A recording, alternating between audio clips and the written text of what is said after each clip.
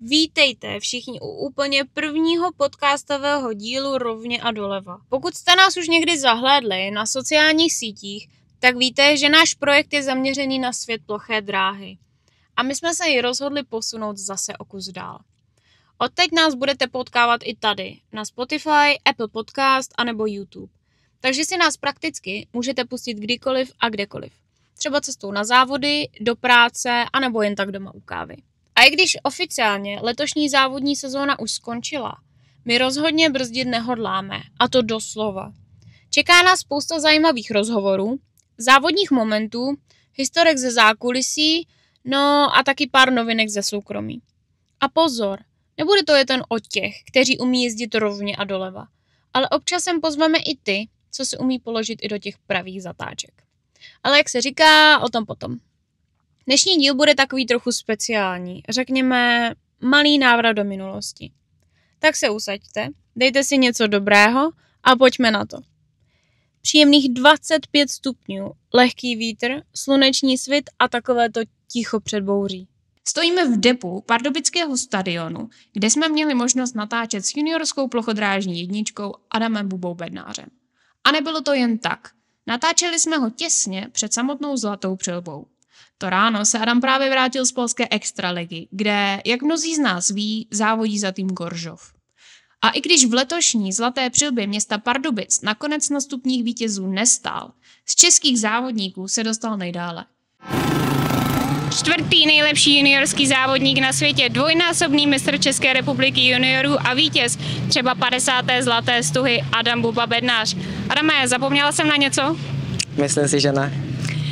Jak se dneska cítíš před 77. zlatou přilbou? Tak normálně, jsem trošku unavený, přijeli jsme z Polska. Je to furt volný závod, samozřejmě to patří k plochodrážnímu víkendu tady u nás, takže se těším.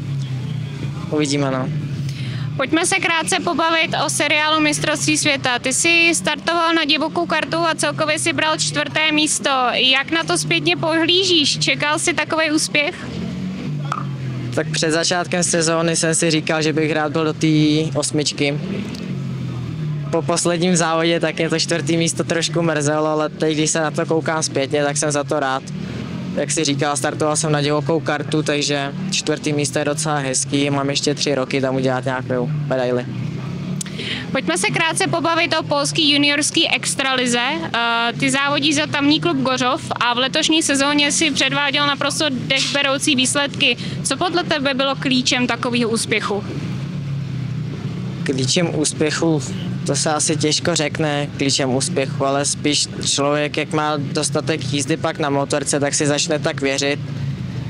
A jestli na té motorce je jistější a jistější, takže ono se to tak postupem času v té sezóně rozjíždělo samo a dopadlo to docela dobře taky v té 24. Když zůstaneme v Polsku, ty si svoje místo dostal taky v extraligovém týmu. Jak na to pohlížíš? Je to pro tebe motivace?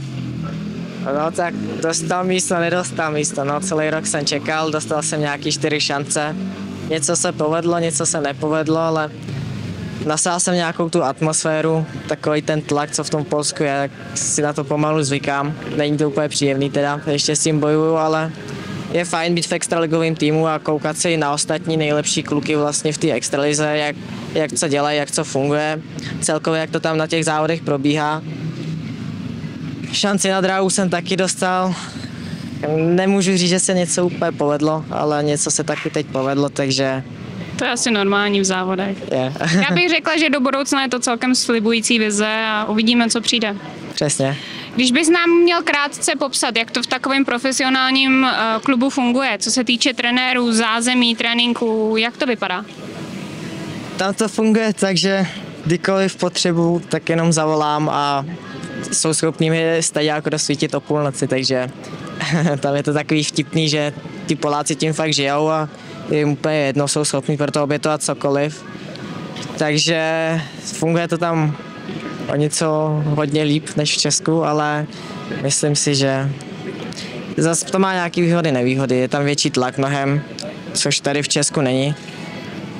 Je to fajn, na druhou stranu je to takový stresující.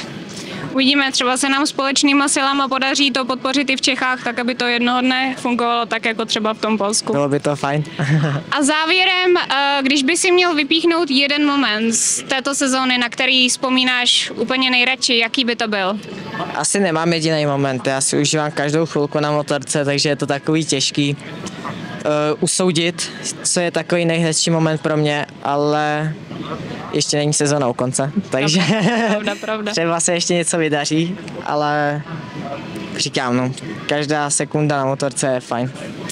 Adame, děkujeme za tvůj čas, hodně štěstí do závodu, no a těšíme se na to, co přijde dalšího. Děkuji, já taky.